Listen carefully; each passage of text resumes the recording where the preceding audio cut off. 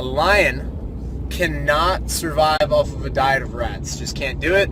The caloric output to go get a bunch of rats and then eat and consume those rats, you're slowly starving yourself out. Like, you just can't do it, right? And when you're in the lawn, landscape, contracting business, sometimes you're chasing deals because you've got payroll on Friday, you got to finish this job, you're trying to get that deposit, you're just whatever. You form these habits early on in your business to where you're like, yo, I'm just looking for business right now. I'm looking for a customer. All right, cool, I got a customer. And then like your whole first year is kind of like that. You're just trying to sell business. You're just trying to get business. You're trying to figure things out. And you form some bad habits. You form some habits where you end up chasing these rats, right? And then like you chase these rats around and they consume your time. And it's like the 80-20 principle is like, 20% of your efforts are creating 80% of your results.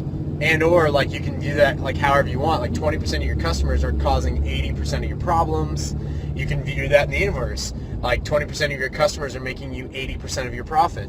You can look at that. That normally stands true, but a lion has to slay antelope. It just has to. And it takes more effort to go get an antelope, but it's worth it to save the calories to go get antelope versus getting rats. I think I've made that point pretty clear at this point. So follow up from what I've been doing. So I've been slaying some ratty type of deals here and there, a couple like, nothing that like, like 350, like Bobcat site service, like it's cool for me. It's 2-hour deal. It's still like really a 3-4 hour deal. You got to load the truck up. But I've been scheduling them and putting them off, like trying to group them. I haven't rushed to them as much. I've kind of gotten to that like that old man way. If you guys get to like, you see like a 30, 40-year-old, 50-year-old guy who's got his shit together. He's like, yeah, I'll get to it when I get to it type of shit. And it's actually worked for me. Surprisingly, it has worked for me. And like, I don't know, it elevates your busy status, it elevates your value, and guys are willing to wait and pay a higher price for a guy that's like busier. At least that's been my experience. But nonetheless, I switched my thinking after hearing a podcast about lions and elephants or lions and rats. And I'm like, I'm just going to slay. I'm going to go for the big deals. Like, cause I'm building this tiny house. I'm like living in it while I'm building it. I don't have my electric hooked up yet. I have all my plumbing done for the electric as of this morning. So win there. But like, yeah, I'm like running on generators and like, like gallon water things, brush your teeth with, like camp status, like it's super cool. But I'm trying to get some shit done. So I really have to, like, basically the point there is I knew going into December I'm going to only be able to work half as much as I normally. I'm going to work a lot more hours in December. I knew that because I got to finish this house. I'm working till 1, 2 a.m. every single morning. But like I knew I wasn't going to be on job sites as much this month doing stuff for other people because I got to do stuff for me this month. And so I was like, all right, well, I can only afford to go after big deals. I can only afford to go after antelopes. So here's a follow-up from this week.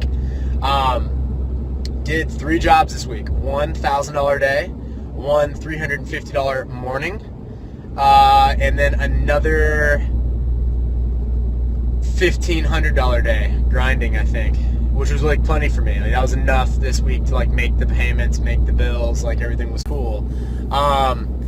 And then I put on my rest of my effort. And then I rejected a $1,000 day. So I rejected it. And it was in Orlando. It'd be, it was whatever, decent. Yeah, like I'm about the hustle. Like hustle's a great word and stuff, but I'm really about the chess, man. I'm about sitting back there with your bottle of wine and like observing and making a move. You know what I mean? Like, I'm not really about like, yo baby, hustle, hustle, hustle. Gary V, because it clouds my mind. I like to sit back, see how things are going on the field, put my sniper rifle on it, headshot. That's how I like to do it.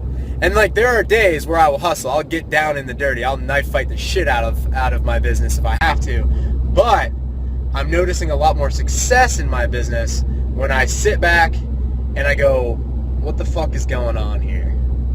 What is really going on here? Kind of meditate on it a little bit and be like, okay, what's winning? What's not? What are false beliefs? What are limiting beliefs? What are assumptions? And what are facts?